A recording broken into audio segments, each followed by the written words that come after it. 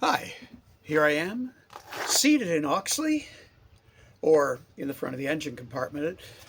As you can see, I have done a fair bit, including sticking my hand there, since the last time I recorded a video. The radiator is out, the front end is out. That's the grill, the upper bumper that forms a bit of a smile just down here. And I've been busy working on the engine. Things rotate now. I can use the crank and I can turn it over now. So that is an important stage.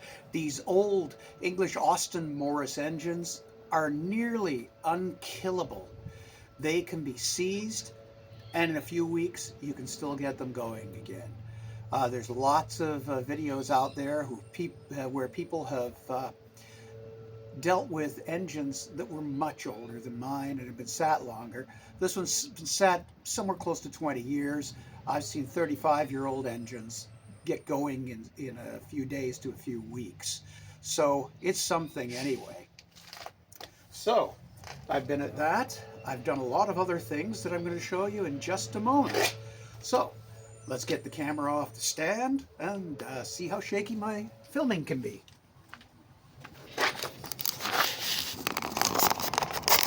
Oh. Okay, well, this lovely rusty place is the engine as it currently is. Everything moves. There's the dynamo generator. There's the water pump. I can't spin the crank by hand because I've put the spark plugs back. That mess that you see there, that is just rotten rubber. Same as this here. I have gotten, this is the starter solenoid. So that's working inside the car now. I've got the gas working, the choke partially working, various other bits and bobs. So let's move on in, which would have been easier if I had already removed that. Now, some people have been wondering about the window seals. What do you think of that? Is that lovely? My own little moss garden. Things to deal with. Get out of here, you stupid sugar ants. Okay. Yes, there you go. Well, smells 99% down. That's a real improvement. Okay, so the floor is covered in some sort of bitumen, and I have been chipping it up so I can get to the metal, which is good and solid. The rust you see over there, that surface, where the back seat used to be, that's all surface rust.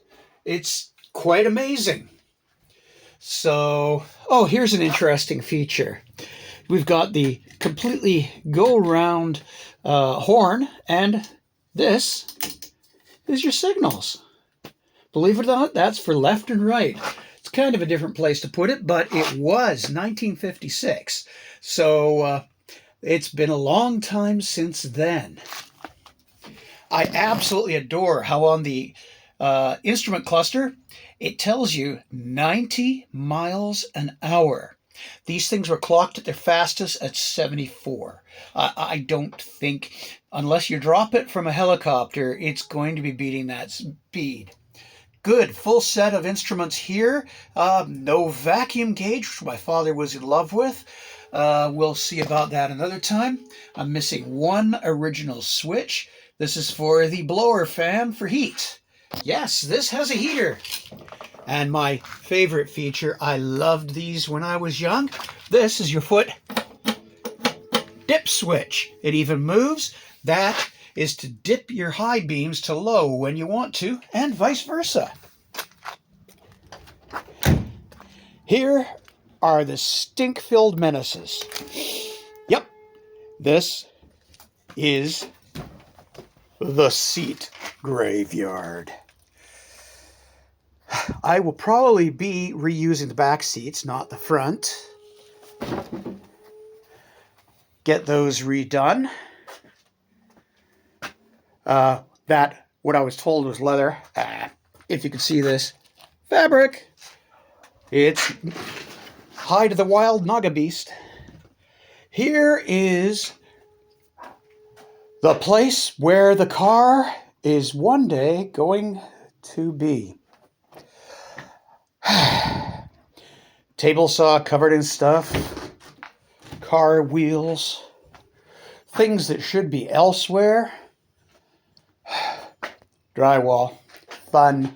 This used to be my wood library when I was able to make musical instruments. And that's the upper library up there. There is a lot I have to do in here. Oh boy. Oh boy. So let's go back outside. A lot of things have been happening with it. Here is the trunk or boot, as I guess it should be called on a British car. Yeah, it's storage. It is just storage. Oh, I got a bit of water in there. Where did that come from? This was the glove compartment cover. There's another one in there. I'll have to make new ones because those are pretty much shot. I have new lenses for these. So they're modern type multiple bulb flasher brake light. There is no reverse light. We'll deal with that later. But I'm going to be going to LEDs. What else can I show you that I've done so far? Most of my work in the next while will be what you see. Scraping. Scraping. Scraping. Did I mention scraping? First job, though, those back doors. I've got to get into them, free them up so that they can be opened. Neither back door works. It looks like they were placed in lock position, which is where you move the door handle forward to lock it. And you're not going to get it undone if it has seized in place, which they have. So that's my next task before I get to scraping and scraping. Oh, I mentioned the glove boxes.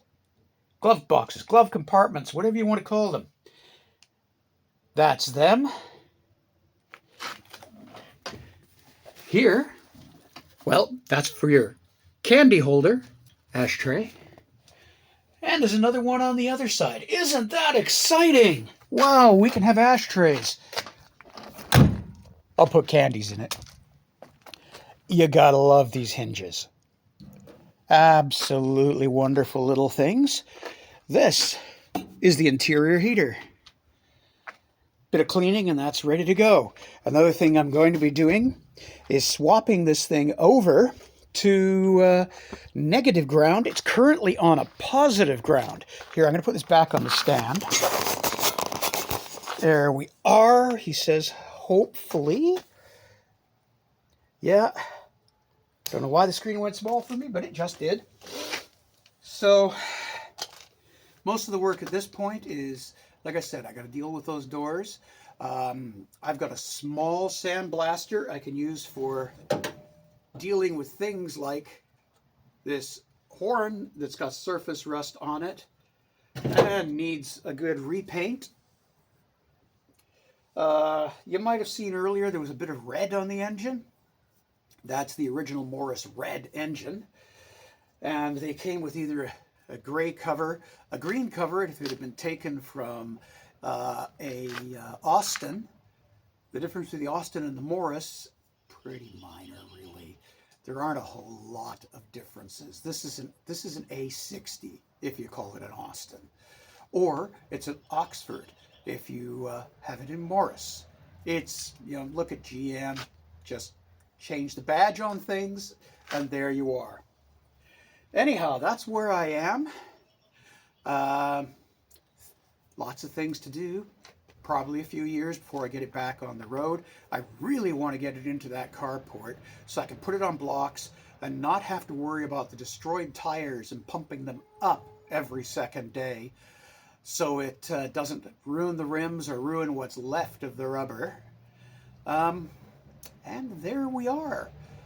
These are not a section of instructional videos because a lot of it I'm learning as I go. It's been many years since I worked on any car, and I've not worked on a English car since I was about 18, when my Austin 1100, sometimes called the America, which is really kind of a really long Mini, it finally met its maker. So just mostly V8s since then, and since the coming of the modern car, nothing at all. So I'm having myself a fantastic time playing with things I know, and the noise in the background are the garbage trucks arriving. Of course, they're arriving now. So I'll keep you updated. Maybe I'll do some videos as I'm working. May not have the child-friendliest words at times, because there are power words that people use when working on mechanics. I hope you can hear me. That seem to help get those bolts to come loose, especially when they hadn't been moved since long before I was alive. Anyhow, y'all take care. Thanks for watching.